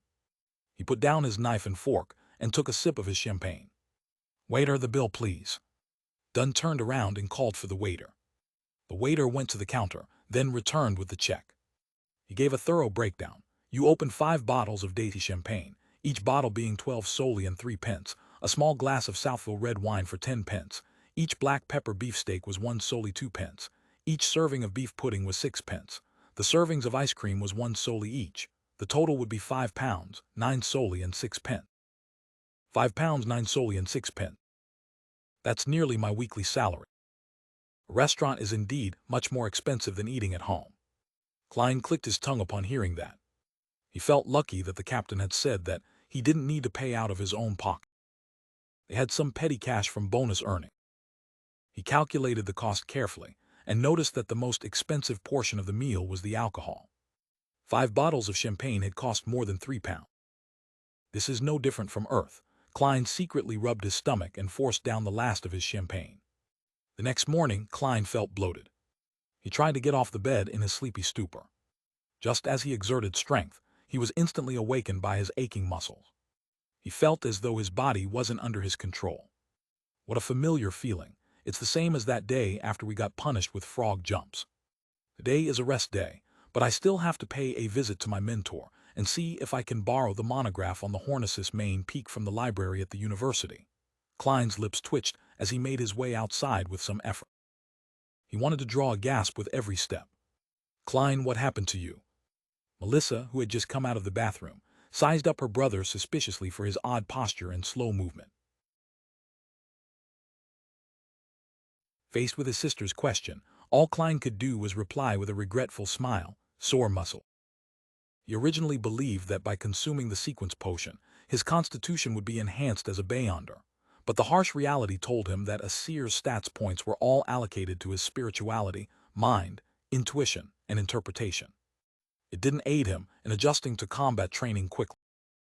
As for the original Klein, he had focused on his studies early on and had suffered from malnutrition. That led him to possess a below-average physical condition. The fact that he was having after effects from working out was to be expected. Sore muscles. I remember you returning after dinner last night and you didn't do anything else. Does alcohol cause sore muscle? Melissa inquired with an inquisitive look. Does alcohol cause sore muscles, sis? That question can't help but make me have inappropriate thoughts. Klein laughed drily and said, No, this has nothing to do with alcohol. It was from yesterday afternoon. I joined the company's combat training. Combat? Melissa was even more astonished. Klein organized his thoughts and said, Well, this is what happened. I considered it and believe that as a historical and relic consultant of a security company, it's impossible for me to stay in the office or port warehouse forever. Perhaps there will come a day when I have to accompany them to the villages or an ancient castle, to the site of some relic. That might require me to hike, to cross rivers, and to walk a lot. I'll have to endure all sorts of tests posed by nature, so I have to possess a sufficiently healthy body. So you joined combat training to enhance your stamina. Melissa seemed to understand her brother's intention. That's right, Klein answered with great affirmation. Melissa said with a frown, But that isn't gentlemanly. Don't you always keep yourself to the standards of a professor? Professor only requires the ability to read historical documents, ponder over difficult questions, and maintain a polite and gentlemanly demeanor. Of course, I'm not saying that those aren't all good things. I prefer men who can solve problems on their own, regardless of whether that solution requires brawn or brain. Melissa smiled. Klein smiled and said, No, Melissa. Your definition of a professor contains a misconception. A true professor can communicate with people gently and politely, but he can also educate the other person using the principles of physics by raising a cane to convince someone when there is an obstacle in communication. Principles of physics. Melissa was momentarily at a loss, but she quickly understood what her brother was saying. She was suddenly unable to retort him. Klein didn't say anything more, but widened his pace with great difficulty as he headed for the bathroom. Melissa stood there and looked for a few seconds. She suddenly shook her head and caught up to Klein. Do you need my help? She posed as if she was supporting someone. No, there's no need to. I was hamming it up a bit earlier. Klein felt humiliated. He suddenly stood straight and walked normally. Watching her brother walk steadily to the washroom and close the door, Melissa pursed her lips and muttered, Klein is getting more and more pretentious. I even believed that his muscle soreness was really that serious. In the bathroom, Klein stood behind the tightly shut door, his face suddenly contorting in pain. Ouch, ouch, ouch. He held his breath, tensed his body, and stood there for a good 7 or 8 seconds. When he finally went downstairs with great effort, had breakfast, and saw Benson and Melissa off, his soreness finally began to ease. After resting for a little while, Klein took his cane, donned his top hat and left the house, strolling towards the public carriage stop. During the summer, Coy University had trees with shade-providing foliage, flourishing with birds and luxuriant flowers. It was peaceful and calm. Walking along the river, Klein took a turn towards the history department. Then he found the 3-story building which showed its age and located his mentor's, Cohen Quentin's, office. He knocked and entered the room, but he was shocked to see that the man sitting at his mentor's seat was the academic, Isaac. "Good morning, Mr. Isaac. Where's my mentor?" "We made an appointment by letter to meet here at 10, Klein asked, puzzled. Isaac, who was Cohen Quentin's best friend and often debated with his mentor regarding academic topics, smiled and said, "Cohen had a last-minute meeting and went to Tingen University. He asked me to wait for you here." He had bronze skin, an average height and build, black hair, brown eyes, and gentle facial features. Being in his presence brought on an indescribable feeling, as though you could see in the man's eyes that he had been through the vicissitudes of life. Under his right ear was a tiny mole that one wouldn't notice unless closely examined. Having said the reason, Isaac suddenly frowned as he carefully observed Klein. Feeling confused by the sudden scrutiny, Klein looked at his attire. "Have I committed some breach of etiquette?" Tuxedo, black vest, white shirt, black bow tie, dark-colored trousers, leather boots with no buttons. Everything seems normal. Isaac's brows eased and he chuckled softly. "Don't mind me. I suddenly noticed that you are way more energetic than before. You look even more like a gentleman now." "Thank you for your compliment." Klein accepted it calmly and asked, "Mr. Isaac, did my mentor manage to find the book Research of the Hornices Main Peaks Relics in the school library?" "He found it with my assistance," Isaac said, smiling gently. He then pulled open the drawer and took out a gray-covered book. "You are no longer a Coy University student anymore. You can read it here, but you cannot take it home." "All right." Klein delightfully took the academic monograph, and with a hint of fear. The book's design was fully in line with the current trends. It used hard paper as a hardcover, and it was printed with an image like an abstract version of the main peak of Hornices mountain range. Klein took a glance and found a seat.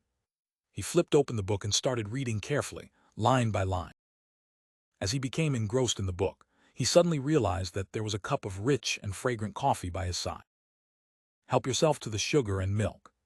Isaac put down the silver saucer and pointed at the milk jar and sugar container. "Thank you." Klein nodded with gratitude. He added 3 cubes of sugar and a teaspoon of milk before continuing to read his book. The book, Research of the Hornices Main Peaks Relics, was not a very thick book.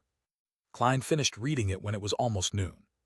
He took note of a few noteworthy points. First, the settlement on the main peak of Hornices Mountain and its surrounding area was obviously an advanced civilization, which existed as part of an ancient nation. Second, from their wall murals, their perspective on life appears similar to that of human. I can assume for now that they were human. Third, they revered yet feared the darkness of the night. Hence, they called their god the ruler of the Evernight, mother of the sky. Fourth, the weirdest part is that researchers haven't found any graves in the entire area, which initially seems to indicate that the people didn't need to be buried, because they didn't die. However, that would be contradictory to the contents of the wall murals. In the wall murals, the people in the nation believed that death is not the end. They believed that their deceased family would protect them in the night. Hence, they would keep their deceased family members at home, on the bed by their side, for a full 3 days. There is nothing beyond that for the wall murals as it doesn't involve burials. Klein took another sip of coffee and continued to write down his afterthoughts in his notebook. Mother of the Sky, Sky Mother is such a grand title, while the ruler of the Evernight obviously overlaps with the Evernight goddess. Is this a contradiction at its roots? In the ancient remains on the main peak of the Hornices mountain range and its surrounding area, every arrangement and decoration was well preserved. Even the wall murals didn't have any signs of damage. Before it was discovered, there seemed to be no disturbance at all. The table was arranged with cutlery, and there were dried stains of rot on the dining plates.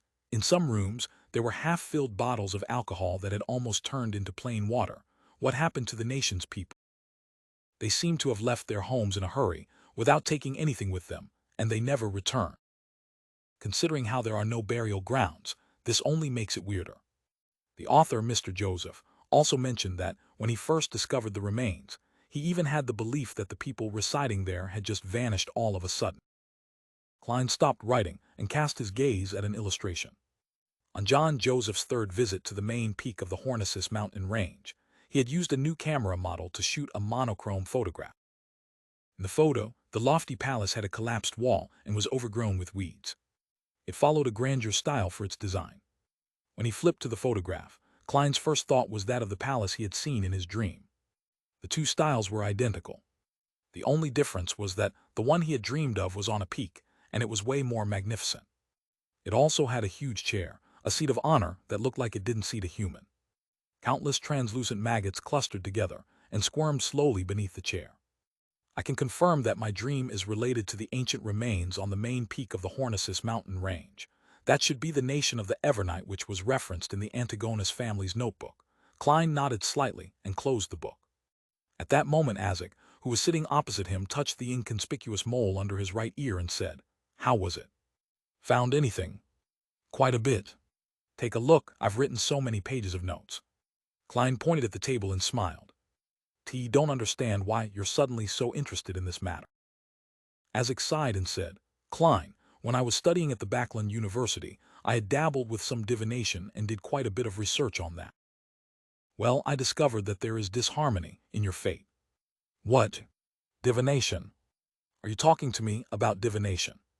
As a seer, Klein looked at Isaac the academic in amusement. "How is it disharmonious?"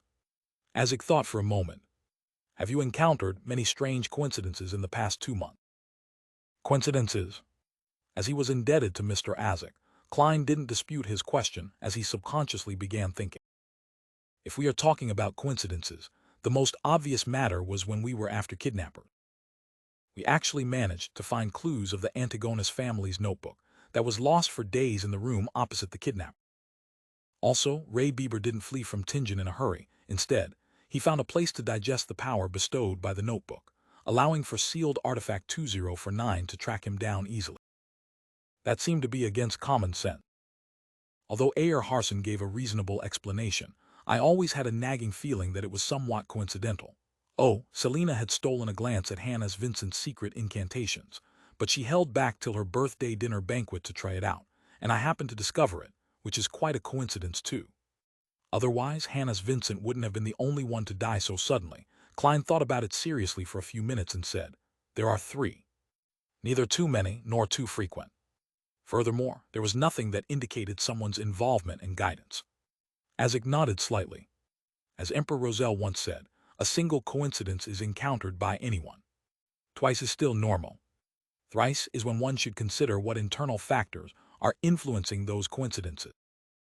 Can you tell me anything else?" Klein probed. Isaac laughed and shook his head. "T can only tell that there's some disharmony, but nothing else. You have to understand that I'm not a real seer." "Isn't that basically equal to saying nothing? Mr. Isaac is quite odd. He's playing a charlatan in front of a charlatan like me." Klein let out a breath, seizing the moment when Isaac stood up. He pinched his glabella and activated his spirit vision. When he looked over, Isaac's aura fully appeared before his eyes, and everything seemed fairly normal. "Unfortunately, I can only see the ether body and astral projection of a person above the gray fog." Klein thought carefully as he tapped his glabella again while standing up. Late in the afternoon, Klein returned home and drew the curtains, allowing his room to slip into darkness. He took out his pen and paper and thought for a long time, finally writing down a sentence. The kidnapping of Elliot was due to extraordinary elements. As a seer, Klein had tried to divine if those coincidences were a consequence of unnatural developments, but the results showed otherwise. This time, he was influenced by Isaac to look into these events again. He also drew lessons from the suited clown. He seriously designed an appropriate divination statement, eliminating any descriptions that might be vague or cause confusion. Yes, I should break down the 3 coincidences and divine them separately. Klein nodded in thought as he slowly removed the topaz from his wrist. He held the spirit pendulum with his left hand and allowed it to hang close over the divination statement on the paper. He collected himself and entered a state of cogitation. With his eyes closed, Klein started chanting repeatedly. The kidnapping of Elliot was due to extraordinary elements. As he recited the statement over and over again, Klein opened his eyes and looked at the pendulum, only to see the topaz turning counterclockwise slowly. "It's still a negative," Klein muttered to himself. He designed several other divination statements, but the results persisted. There was nothing strange about that incident. He then separately divined the event of Ray Bieber's stay in Tingen and Selina's magic mirror divination incident, but the answers for both events were normal. Was I, a real seer, frightened by the charlatan Mr. Azek? Besides, Captain and the others didn't feel that anything was off. Klein laughed and shook his head. But he remained cautious. He planned on using the dream divination technique to get a final confirmation. After some thought, he changed the divination statement to fit the change in method. The true reason for Elliot's kidnapping. As he scribbled with the fountain pen, Klein paused and pondered over his words. After reading it over and over again, he tore the slip of paper and walked toward his bed. He relaxed and laid down. With the divination statement in hand, Klein quickly fell asleep with the help of cogitation. He found himself in a contorted, broken world. Regaining his senses, he began swimming through the blur. Gradually, he saw the few kidnappers.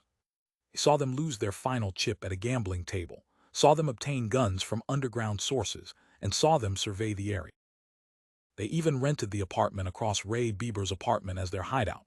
These didn't form a continuous scene. Instead, they were presented in the form of flashing pictures. Klein couldn't find anything that was abnormal. Furthermore, it had also aligned with the statements given by the kidnapper. After exiting the dream, Klein separately divined the other two incidents, but had the same result. Their developments followed logic. The coincidences were really coincidences. T was indeed overthinking things. Mr. Azek is merely a divination enthusiast. Klein stabilized his pendulum and shook his head with a bitter smile. He was about to draw the curtains and allow sunlight into the room when he froze.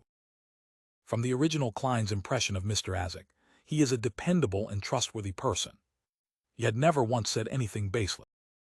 Even if he was always quarreling with Mentor, it was limited to academic topics, and each of them had their reasons. If he was truly a mere divination enthusiast, he wouldn't have interacted with me like that, and the memories of original Klein has nothing about him liking divination. Of course, this could be due to the loss of a corresponding memories.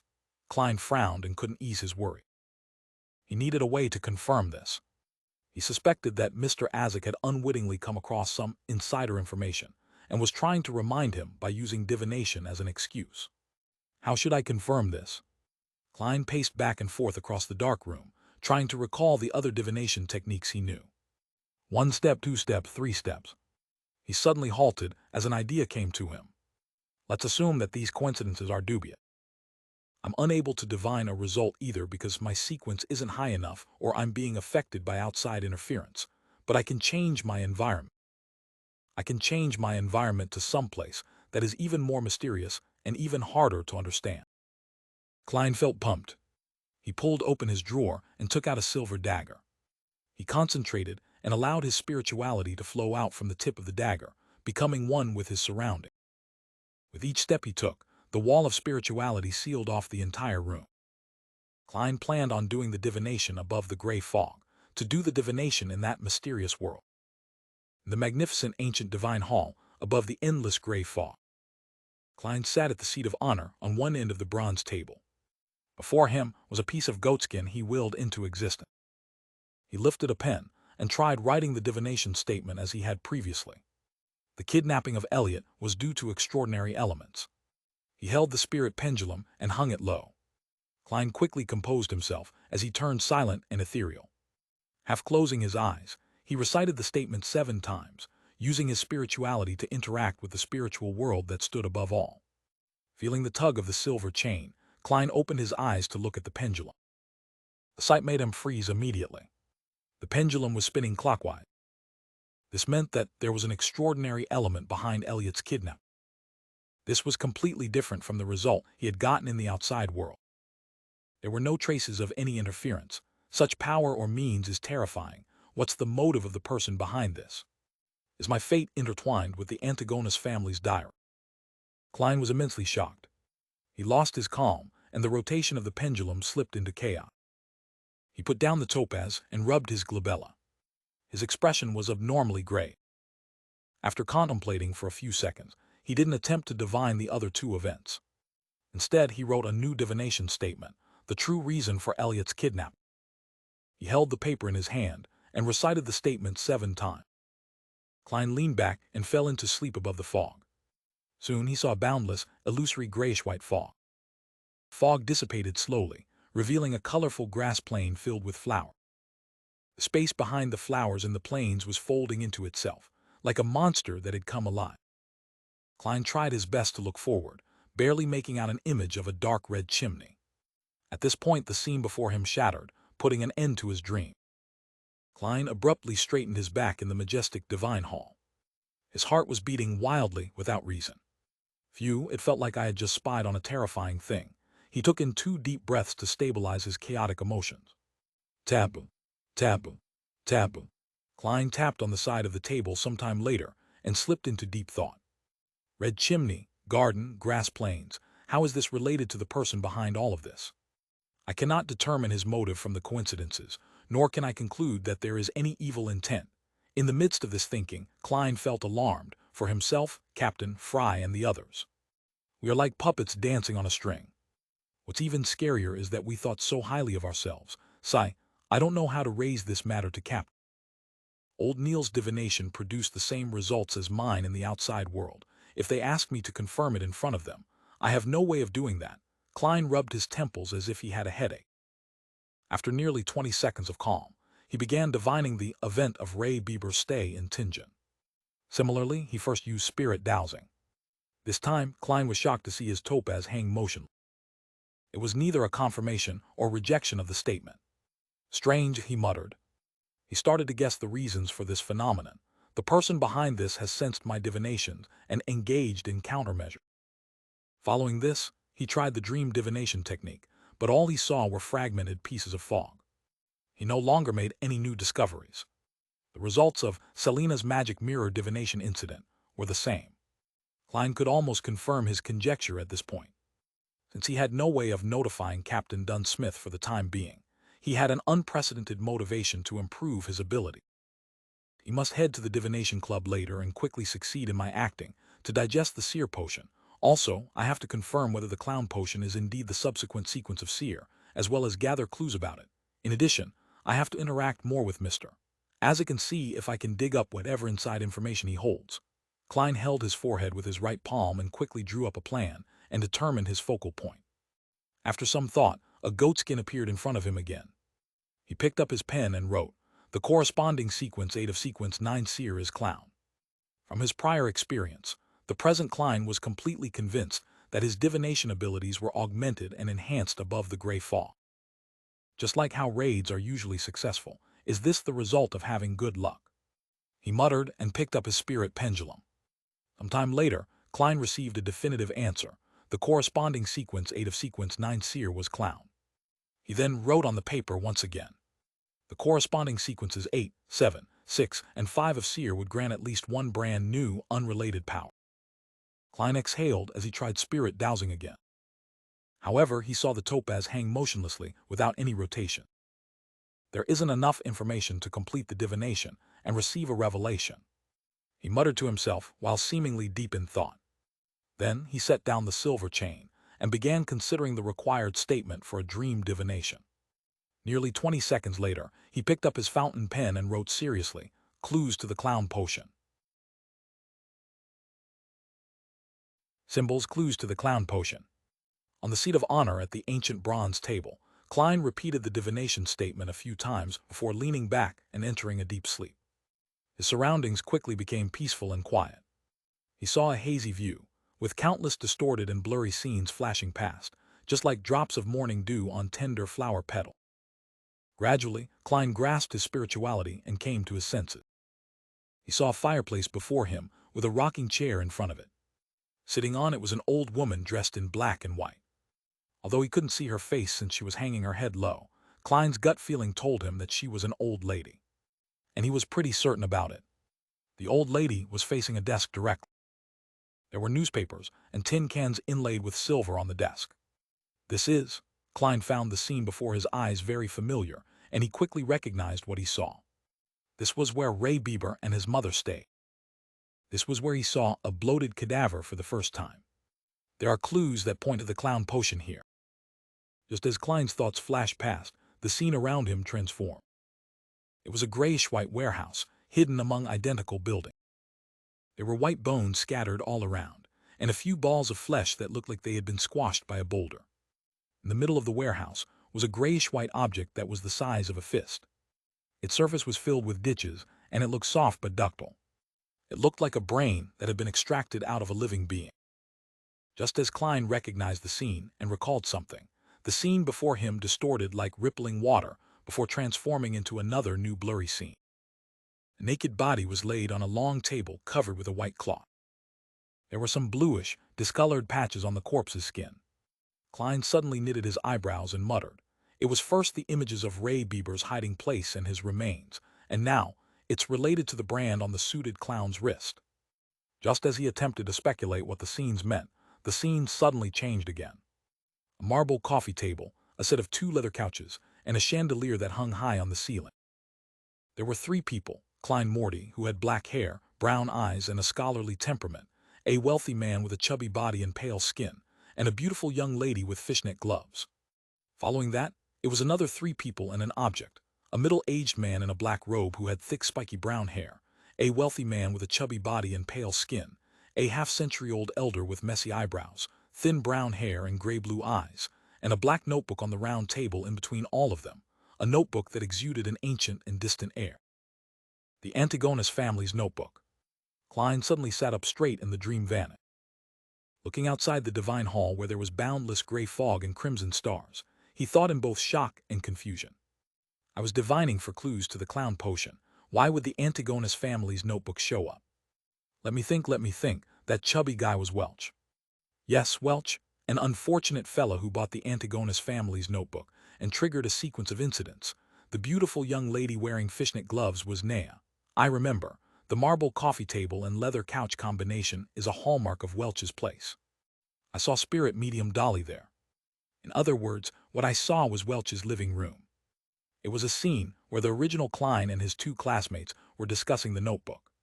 Klein calmed himself down and tapped on the edge of the long bronze table rhythmically. Then, what does the last scene represent? The notebook appeared, Welch appeared. Could it be the scene where he bought the ancient item? There were another 2 people, and one of them looked very familiar. I feel like I've seen the middle-aged man in the classic black robe somewhere before, that spiky brown hair, severe dark eye circles. Yes, I know who is he now. Hannes Vincent from the Divination Club, the Hannes Vincent who died peacefully after Captain snuck into his dream, having learned that Selena secretly obtained the secret incantation from him. No way, he was the one that sold the notebook to Welch. Everything appears to be coming full circle. The world sure is small. No, Tingen is really small. On careful thought, it really is a possibility that Hannes Vincent wasn't an ordinary fortune teller. He was obviously deep into mysticism and obtained the attention of an ancient evil god. He had the channels, ability, and opportunity to acquire the notebook that was accidentally released by the secret order. It's no wonder Captain and company never figured out where Welch bought the note. Their investigative approach was entirely wrong. They had attempted to investigate via the antique market, but when the actual whereabouts of the notebook was found, they gave up on that lead. What a pity, Hannes Vincent just passed away not too long ago. Otherwise, we definitely could have found out something regarding the notebook. Since he was involved in mysticism, he should have researched the notebook. His death was way too coincidental. However, there was another person at the scene, a man in his 50s. He might know quite a bit of what happened. Klein stopped tapping his fingers on the edge of the table and looked through every scene of his dream divination once more. Ray Bieber's house, Ray Bieber's hideout spot, the remains of Ray Bieber, the brand on the suited clown's wrist, Welch's house, Welch Nea and original Klein's exchange, Welch, Hannes Vincent and the Antigonus family notebooks, group photo. Besides the brand on the suited clown, everything else is directly related to the Antigonus family's notebook. But I had divined for clues to the clown potion. This isn't scientific, nor does it make mystical sense. After becoming a seer, Klein once tried to divine where Welch had bought the Antigonus family's notebook, but he never considered using the unique qualities that the area above the gray fog possessed. As such, he had failed to receive any revelations, but now he had chanced upon the truth by divining something separate. After spending nearly 20 seconds to calm down, Klein summarized the context provided by Roselle's diary and attempted to interpret his dream divination.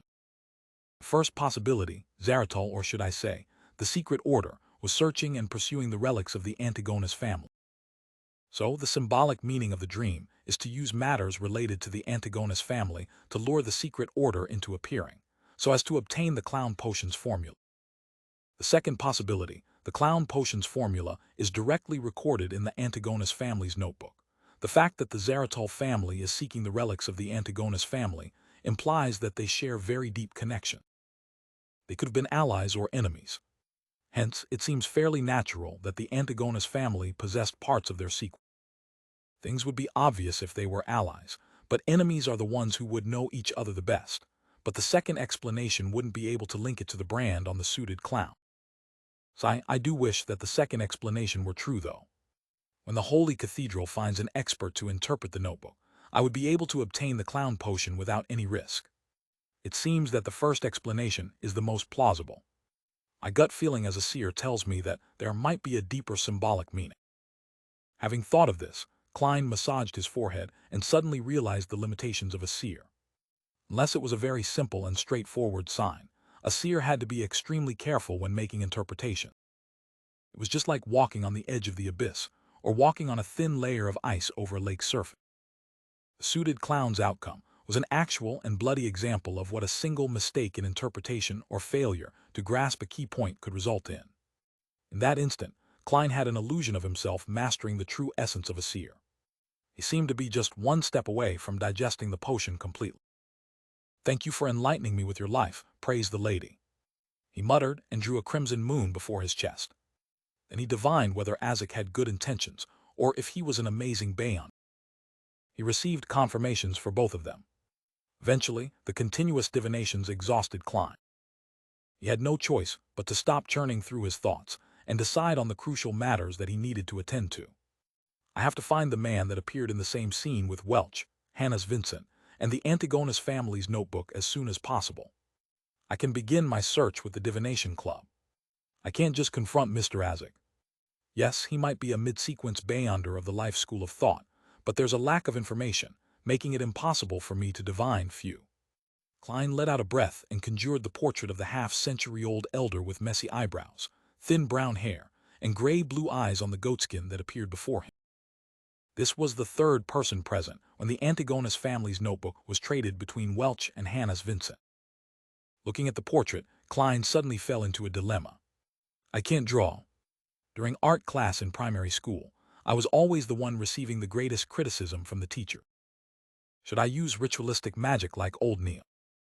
This was done by praying to the goddess. If I were to use the uniqueness of the area above the gray fog, I would be in trouble if the divinities noticed something amiss.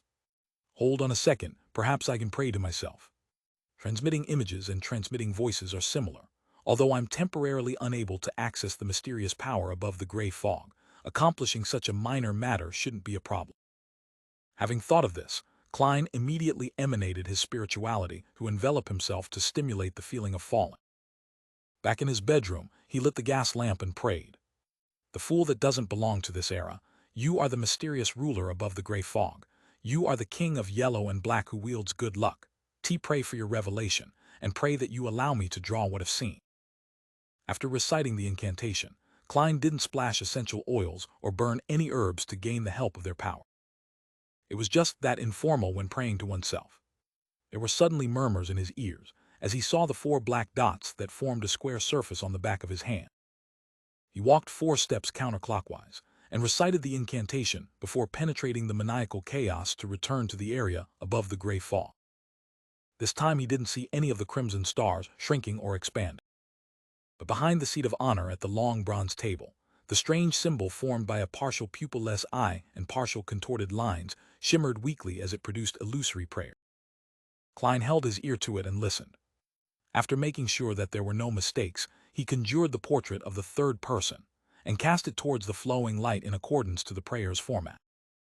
After everything was done, he immediately left the mysterious world above the gray fog and returned to his bedroom. Just as he found his footing, a portrait surfaced immediately in front of Klein's eye. Furthermore, he sensed a weak and illusory power augmenting it. He picked up a fountain pen and found a piece of white paper and expressed his intent. Klein was surprised to find his right hand moving uncontrollably as it quickly drew lines. Before long, he saw a lifelike portrait of the third person. After writing down the hair and eye colors, as well as other unique characteristics, Klein heaved a sigh of relief despite the spasms of his right hand. The illusion before his eyes rapidly dissipated.